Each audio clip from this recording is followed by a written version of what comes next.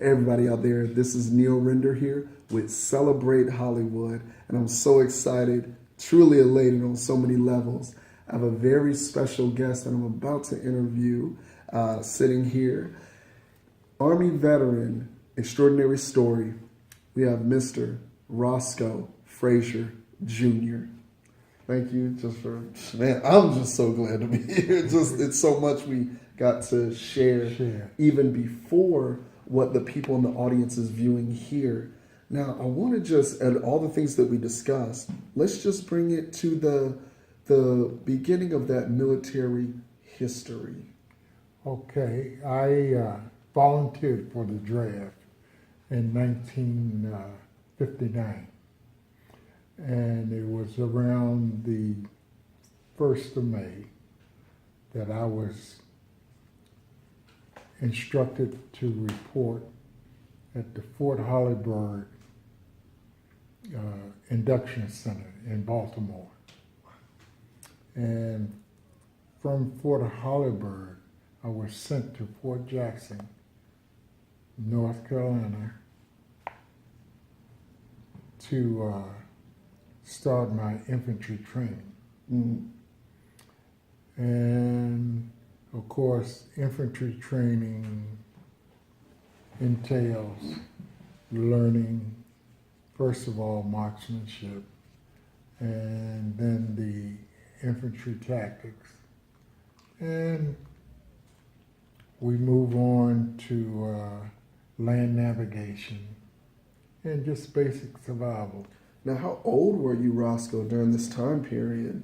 What age were you? At that particular time, I was 18 years old. 18 years young. Yeah.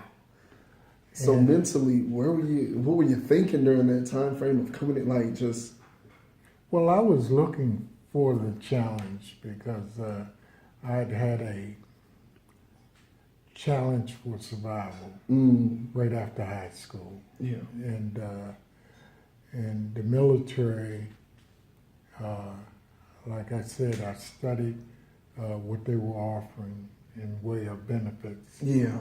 And my parents didn't have enough money to send me to college, but the military offered me 4 years of college. Yeah. At their expense. Come on now. Yeah. He said it. Now, Roscoe, you shared with me earlier 3 to 4 benefits. You hit the list. Let's run that list back. Okay. He said that education, the finances, good pay, yeah, and retirement. And there was one last one. You remember? I remember it too. This is a good one. That medical. Yeah. Roscoe, let her out. Yeah. Once I entered the service, I started my training. This is what I focused on, and I knew it was it would be a great career for me, and I wasn't nervous. Yeah. I was fully prepared to do all that I had to do to become a member of the U.S. Army. Wow. What was it like when you got that letter when it came in, when you read it? I was elated. I'm serious. Man. Yeah. I know you was tickled just like you in the Army now. Yeah, I'm in the Army now. Wow. And my dad had been in the Army during World War II for 2 years in France. So, of course, he never talked about it, but I would look at his picture in his room each day in his uniform during World War II. And, of course, I had that feeling, hey, I want to be like my dad. He's a good guy. Yeah.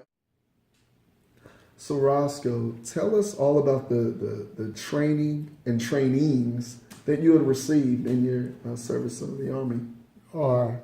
Initially, being in basic training, we had to learn how on the parade field to conduct marching techniques. And with that came the rifle instruction on how to carry a rifle, either right shoulder, left shoulder, port arms. Of course, I knew very little about land navigation. And then we moved on to the physical training. Again, it was good because I was an athlete. Oh, yeah. I played football, baseball, and I ran track. Oh, yeah, you was a fit one. Yeah, you was fit. You was so ready to go. Yeah. So by exercising every day was no problem. Push-ups, no problem. I used to do those push-ups when I was playing football because I was hard-headed. Yeah. Or I missed the tackle. Yeah. Hey, the coach would have you do push-ups. But I was familiar with all of the exercises, which wasn't any problem at all. As far as traveling cross-country, walking in the woods, and we had to learn how to use a compass and a map to do this. But once you receive the basic fundamentals of land navigation, there's no problem. Wow.